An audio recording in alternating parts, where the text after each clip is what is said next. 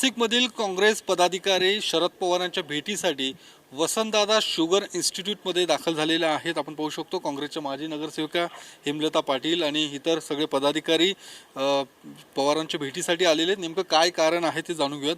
तुम्ही शरद पवारांच्या भेटीसाठी आलेला आहात, काय नेमका विषय आहे? आज आम्ही एका कामानिमित्त विहसायला आलो होतो। आदरणीय पवार साहेब येणार हे समजल्यानंतर आम्ही या ठिकाणी थांबलो।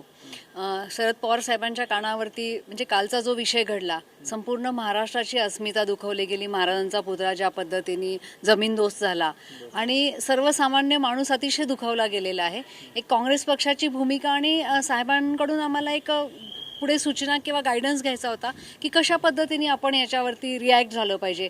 कारण आम्ही कुठल्याही पद्धतीने सर्वसामान्य माणूस रिॲक्ट झाला की त्यामध्ये राजकारण दिसतं आणि म्हणून साहेबांना भेटण्यासाठी म्हणून आम्ही ते थांबलो। राजकीय विषय काय नेमका यामागचा? कारण विधानसभा निवडणुकीच्या तोंडावरती ही सगळी तुम्ही भेट घेतायत, आता काय नेमकं नाशिकमधला नेमका काय विषय? ओएसिस फर्टिलिटीच्या तज्ञांनी आयव्हीएफ उपचार पद्धतीद्वारे 1 लाखांहून अधिक जोडप्यांना मातृत्व प्राप्तीचा आनंद दिला आहे। मोफत अपॉइंटमेंट बुक करण्यासाठी आजच संपर्क साधा। महाविकास आघाडीचे सर्वात मोठे नेते आदरणीय पवार साहेब आहेत आणि त्यांचं जे म्हणणं आहे ते महाविकास आघाडीमध्ये एक शब्द मांडला जातो, शब्द प्रमाण मांडला जातो। मी स्वतःचा विचार केला तर मी नाशिक मध्यमधून काँग्रेसची जागा मागितलेली आहे आणि मी अनेक वर्षापासून काँग्रेसच्या तिकिटावरती नाशिक महानगरपालिकेमध्ये निवडून येते। आत्तापर्यंत 6 वेळा मी निवडून आलेले आहेत आणि ती जागा काँग्रेस पक्षाकडेच आहे। पवार साहेबांच्या कानावर तोही विषय घालणार आहे की ही जागा काँग्रेस पक्षाकडे आहे आणि सर्वांनी मिळून मला मदत करावी अशी मी विनंती करणार आहे। नाशिक मध्यमधून तुम्ही उमेदवारी करू इच्छिता, जी काँग्रेसची जागा आहे? हो, ही मागच्या वेळेला मी जागा लढले होते आणि नाशिक मध्येच्या जागेवर काँग्रेसने आपला दावा सांगितलेला आहे।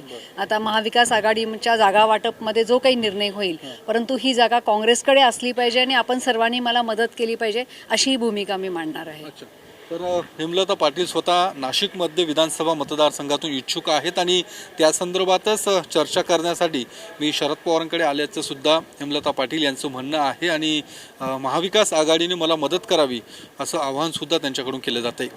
कॅमेरामन अभिजित पिसेसह मी योगेश बोरसे, TV9 मराठी, पुणे।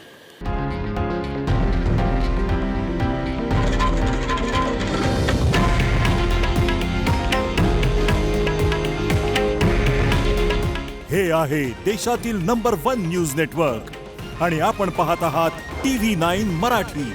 काळजी तुमची, हित महाराष्ट्राचं।